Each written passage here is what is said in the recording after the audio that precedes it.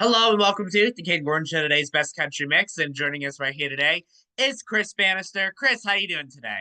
I'm not too bad, kid. How are you? I'm doing excellent. Thank you so much for your time today. No problem at all. It's a pleasure. So let's get started by getting to know you a bit and tell us, how'd you get started in music? Tell us your story. Well, I've always liked music. My parents were both musicians. Mother was a singer, father was a guitar player back in the late 1960s, and it's just something that's always appealed to me. I've always loved to sing, and when I was 17, I think I heard, I think it was Meatloaf's "Bat Out of Hell," and I just loved it. And that has been it's ever since then. I've been a really big fan of all music, really country, folk, rock, everything really. That is amazing. Now let's chat about your recent single, Cape Breton Wind. Tell us more about that song. Well, that song is a few years ago. I did an album. My grandmother was born in Cape Breton, Nova Scotia, and I did an album a few years ago with old songs from Nova Scotia that I put new music to, like a folk album. It was the first folk album I'd done. We didn't have drums on it; it just has acoustic instruments. And this is kind of like a follow up to that. But I was actually over in Cape Breton. It was the first time I'd ever been there. And it was just really inspiring. So a lot of the songs on the album, especially that one, were inspired by not necessarily my family, but by the people and the obviously it's a big coal mining area. Her family were a coal mining family, and that song is about that really. It's a kind of a we've got to get out of this place, born to run kind of song. A kid who's dreaming of escaping his day-to-day life and doing better things. But that's the basis of that song.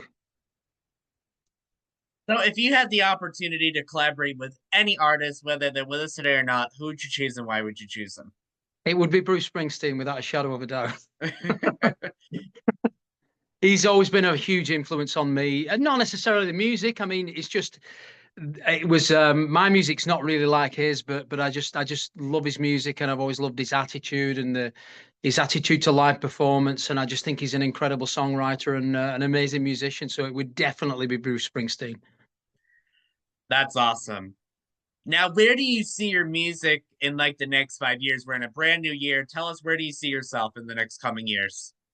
I don't know. I mean, this album only came out in August, and it's been the single. It's only been a single out so far. A few people have picked up on the album, but the single, the Cape Breton Wind, has been played all over the world. It's been in the country. It was number one in the country chart in Australia.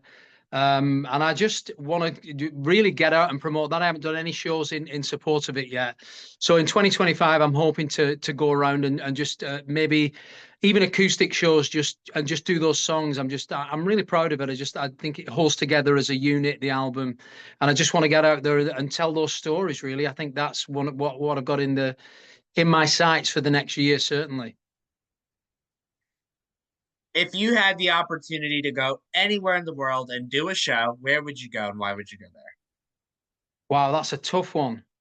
If it could, just any venue, literally any Any venue. venue. Yes, Well, it's literally not any just because venue. it's not just because you're in New York, but it would be Madison Square Gardens for certain.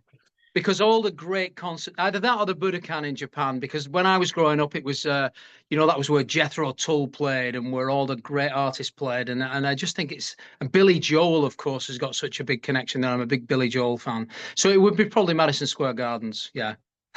What a great choice for sure. Now, people Yeah. want to learn more about what you're doing. Where can they find you? Sorry, can you repeat that again, Ken? Sorry. Yeah, people can want to find you. Where can they find you? Well, they can find me on social media. I've got a Facebook page, Chris Bannister Music, and I've got a website as well, which I think is also called Chris Bannister Music. But if you just put in, it's Chris Bannister's quite an unusual name. If you put that in, you'll find the social media, Instagram, and my website. So that's got all the information about upcoming shows and releases and all that kind of stuff. Do you have any upcoming singles or EPs or anything that you have going on that you might want to share with us today? I think there's going to be another single off the album, The Calling Course, which is the one that Cape Breton Wind came off, but we're not actually sure which one it's going to be. There's a couple of choices, so you'll have to watch this space for that, Ken. I definitely will, that's for sure. Now, if you had one message to tell anybody that's listening, it could be about anything to your fans, my listeners, what would you tell the world if you had the opportunity right now to say anything in the world? Well, I always sign off with look after yourselves and look after each other. That's my thing. That's I think if we follow that, we can't go far wrong, really. That's absolutely right. And Chris, is there anything that I forgot to mention that you would like to mention before we go today?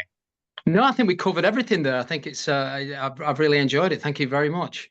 Awesome. Chris Bannister, thank you so much for taking the time to come on the King Gordon Show. Today's best country mix. Definitely appreciate your time and support and hope to have you on the show again real soon. Thank you. I hope so, Kayden. Thank you very much and have a great day.